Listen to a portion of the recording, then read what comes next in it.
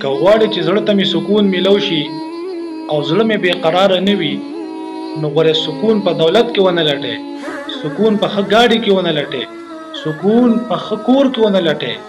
نشته په دې څیزونو کې سکون. سکون صرف او صرف د الله جل شانه په عبادت کې دی.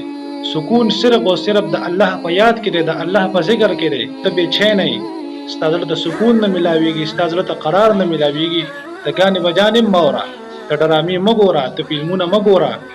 ته چې کوم دې څومره هم دې څیزونو طرف ته ځې او ده ګورې، نو ستا د زړه سکون به بربادېږي، ستا د زړه قرار به ختمیږي، ستا په ذهن به ټینشن سیوا کېږي. ته چې څومره دا څیزونه ګورې، نو هغومره به چې کوم دی ستا زړه دې طرف ته مایله کېږي، پردۍ زنانه به په هغې کې ګورې. که ته څومره چې کوم دی غواړې چې زما دولت زیات شي، نو ستا سکون هغې سره بربادېږي. پرېږده دا د دنیا خلک، بس خپل څادر سره خپې غځوه. دا خلک چې کوم دي که تا د دوی نه